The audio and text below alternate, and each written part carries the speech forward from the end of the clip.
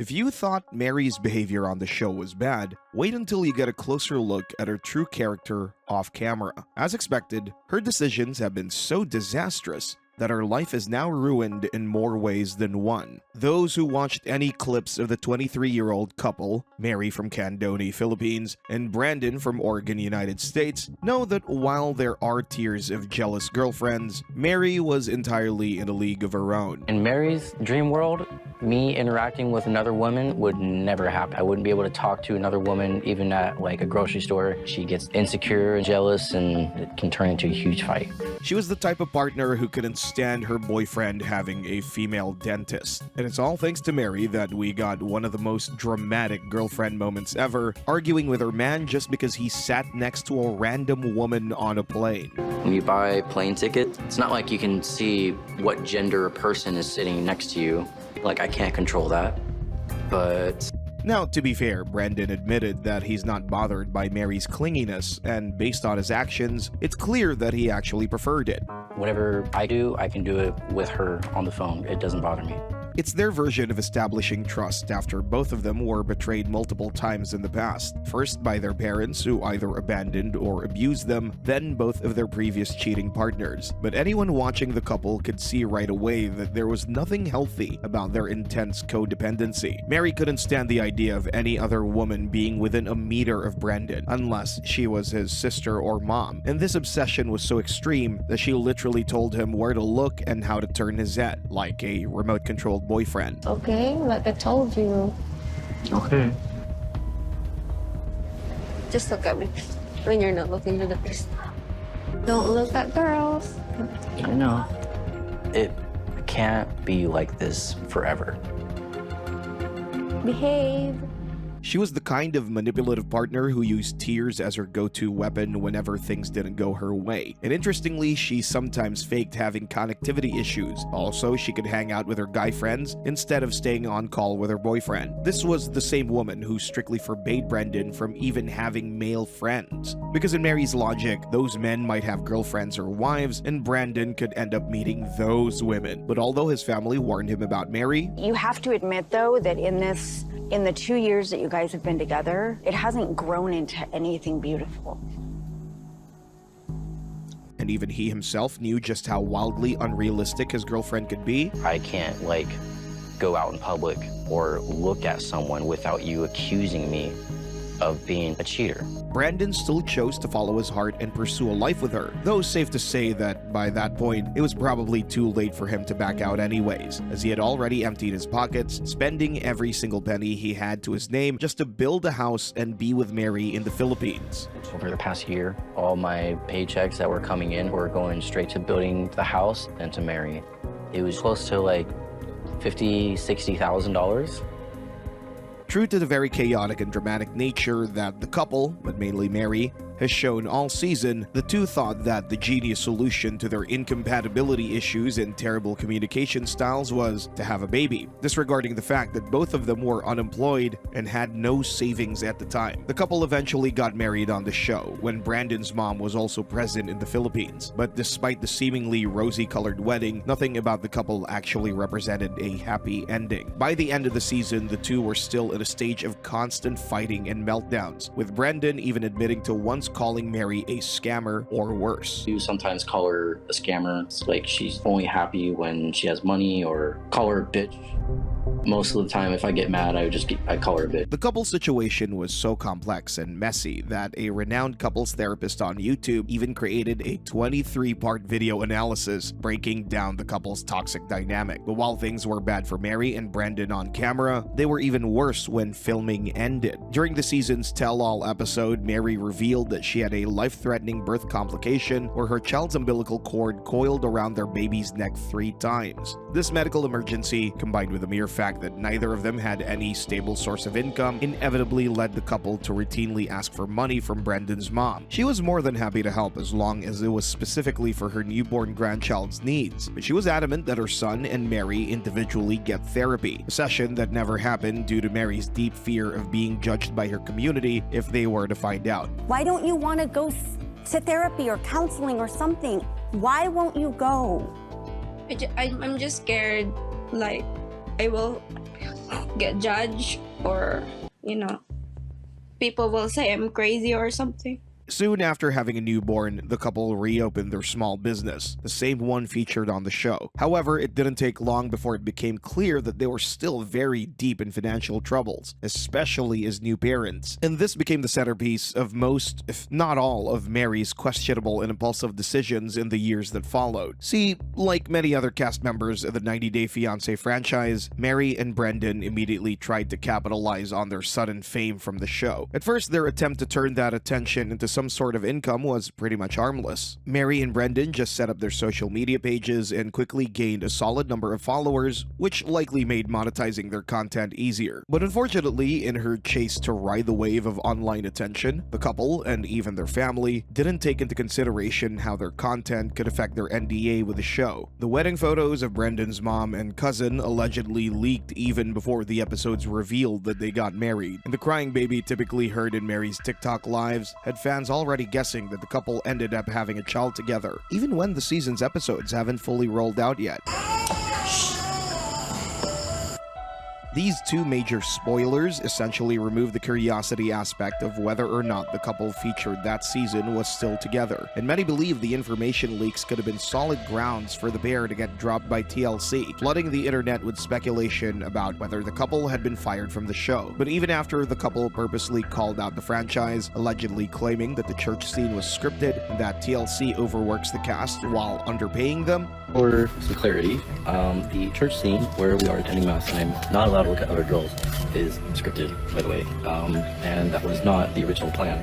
And despite later engaging in very questionable money-making antics as revealed later, there still haven't been any official statements from TLC itself about whether this couple is still under contract or officially cut off from the network. But what no one really realized at the time was that the couple spoiling their love story for fans would probably be the least of all the major controversies that Mary and her partner would soon find themselves involved in. See, either their monetization attempts still weren't bringing in substantial money at the time, or they simply had needs they couldn't meet, but they eventually turned their fame from a passive, harmless way of making money into a more direct, pretty much thick-faced cash grab approach. In October of 2023, Mary posted a now deleted video of her feeding her pet monkey, which was chained outside her home. And while of course the video received plenty of backlash on its own, with people doing a combined effort to report Mary's animal abuse to the authorities, what made things even worse was how she and Brendan still tried to make monetary gains out of this already disgusting issue. After getting called out for chaining the poor animal, the couple decided to delete the original vlog and posted a new one titled "We Free the Monkey," where they showed the first few hours of the monkey being released into the wild. At first glance, it looked like a step in the right direction for the couple, but instead of owning up to their mistake, Mary and Brendan had the nerve to link their PayPal in the description and within the video itself, encouraging followers to send funds to buy food and other things for the monkey. The video was deleted soon after, but people were quick to notice what the link really was: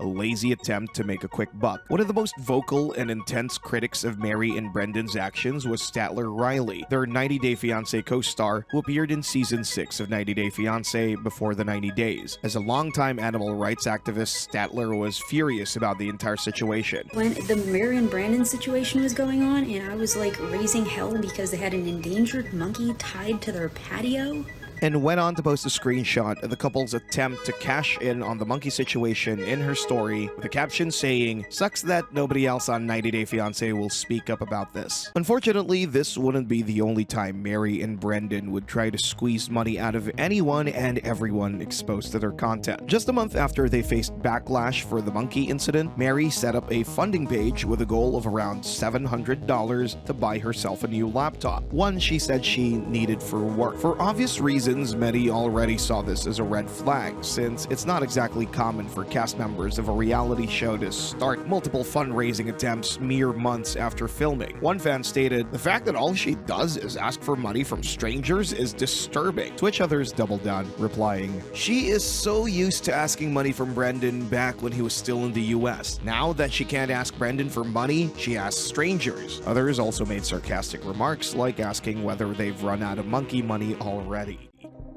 Most people weren't buying her excuse for the fundraiser, especially since the couple still had a PlayStation 5, which they could theoretically sell if their financial situation was really that bad. Though it was getting more and more obvious to everyone that the couple continued to struggle to make ends meet, and with neither of them holding steady employment, the couple started to dabble in various odd side hustles, like advertising cheap bracelets that many fans mocked for looking like Temu knockoffs, and offering iconic personalized video greetings that you could book for a shockingly low price of $6. But when honest, low-effort side hustles no longer brought in enough money, the couple instead turned to what might have been the worst possible way to milk their fame, by setting up a fundraising page for a terminal illness, only for it to turn out to be a complete lie.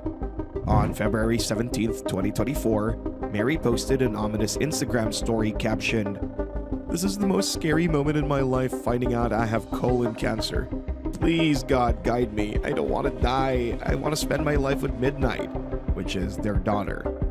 Brandon then posted on his own Instagram story that same day, and consistent with the couple's pattern so far, this time, his story also came with a fundraising link, along with a caption that states, "I'm humbly asking for your financial help for Mary's surgery to remove her colon cancer. We need help, not judgment. Any amount will help Mary a lot and save her life."